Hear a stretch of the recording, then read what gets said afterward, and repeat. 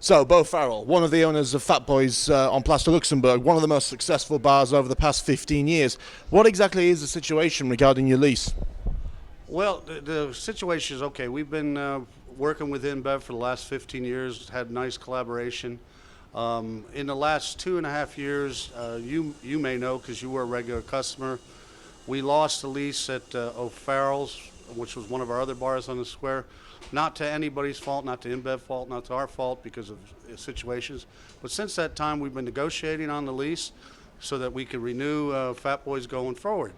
And we've sent many letters, emails, phone messages to InBev over the years to re-secure the lease. And for the most part, everything has been positive. We've had assurances that it was going to happen. And then about 2 months ago, all of a sudden, we were told they were going to go in a different direction. And we're at a loss right now because we have no communication from the man who made the decision why we will not have the lease. And that's basically what we need right now, is to talk to this person in depth. If he thinks that our business model is flawed, he should have let us know 2 years ago. We could have made the changes to fit InBev's requirements. You're talking about poor communication from InBev. What exactly has been the nature of the communication? I just mentioned it. We've had lawyers send letters. We've had emails. We've had phone calls. Everything. We've been trying actively and even using the people that deliver the beer to light the fire. The communication back has been inconsistent. The support back totally inconsistent, but the person that is making this decision, we haven't heard one thing from until a meeting 2 months ago. So the communication has been, to say the least, erratic. It's fair to say that Fat Boys has become renowned as perhaps the sports bar in Brussels. Do you want to tell us a little bit perhaps about what you've done to create this reputation and how you would look to go forward? That's two very different questions there.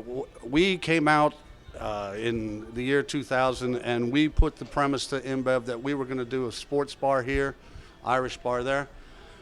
In the beginning years, InBev loved the idea behind a sports bar because there really wasn't one in the town.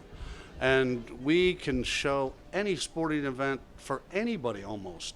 If you take a look around and you see the TVs, you take a look down there at the satellites, somebody comes in and asks us, we'll do everything we can to show it. And InBev embraced that. And then all of a sudden, we've just been in this vacuum of, are they against the sports bar attitude or whatever? You take a look at these walls. You see all these pictures, all this memorabilia up here. That's all been given to us, almost all been given to us by customers, which means the customers are invested in this place. We've created a Fat Boys community through the outdoor screens that we do, the outdoor concerts that we do. We've hosted World Cup parties for the South African Embassy and the Mexican Embassy. We have done everything to get the people here on the shady side of the square. There are two sides of the square. This is the shady side, and the sunny side, obviously over there. That's where the clients are going to go when the sun's out. But we still do exceptional on the days when that side is full. We provide our product to market to our customers.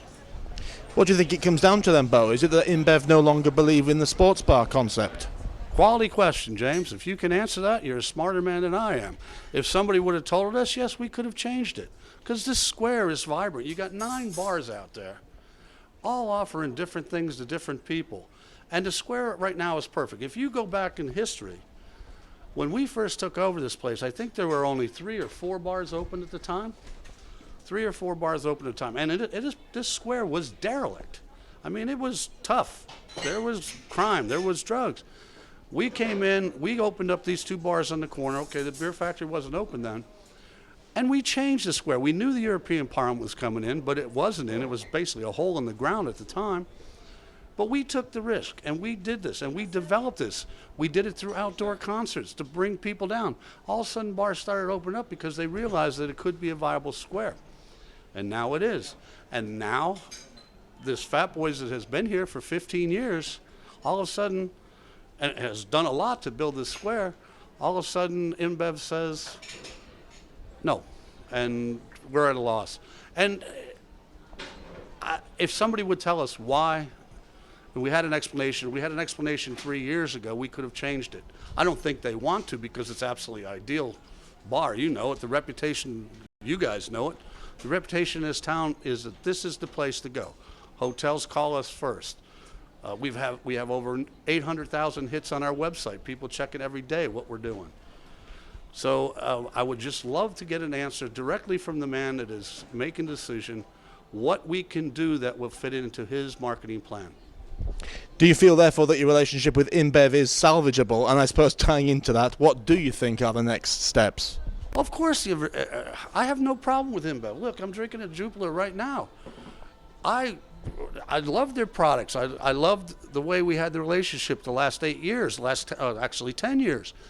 But it's always salvageable if there is open lines of communication. And until I get that, I can't really answer all your questions in detail, what the next steps are or what's going forward. I would love to talk to Mr. Martin Moreau about what we can do to continue this Fat Boys relationship in the square. And until that, I can't answer any more of your questions. I need to talk to that man.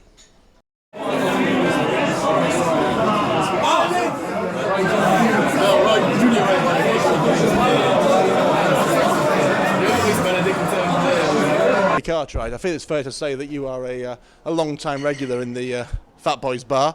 How do you feel about the possibility of it going? Very upset for obvious reasons, as you say. This has been my local for a very long time. I worked in the European institutions for many years, and this is very much my local.